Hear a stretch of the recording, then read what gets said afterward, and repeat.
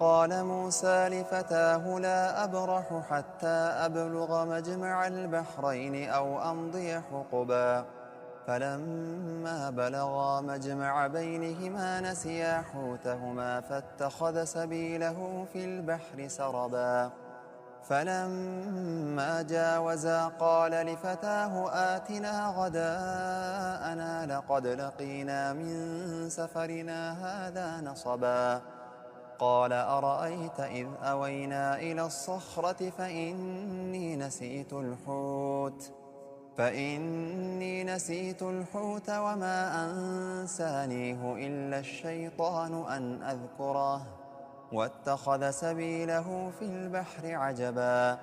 قال ذلك ما كنا نبغي فارتدا على آثارهما قصصا فوجدا عبدا من عبادنا آتيناه رحمة من عندنا وعلمناه من لدنا علما قال له موسى هل أتبعك على أن تعلمني مما علمت رشدا قال إنك لن تستطيع معي صبرا وكيف تصبر على ما لم تحط به خبرا قال ستجدني إن شاء الله صابرا ولا أعصي لك أمرا قال فإن اتبعتني فلا تسألني عن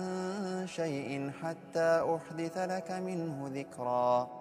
فانطلقا حتى إذا ركبا في السفينة خرقها قال أخرقتها لتغرق أهلها لقد جئت شيئا إمرا قال ألم أقل إنك لن تستطيع معي صبرا قال لا تؤاخذني بما نسيت ولا ترهقني من أمري عسرا فانطلقا حتى إذا لقيا غلاما فقتله قال أقتلت نفسا زكية بغير نفس لقد جئت شيئا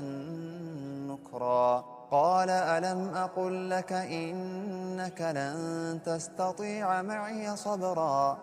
قال إن سألتك عن شيء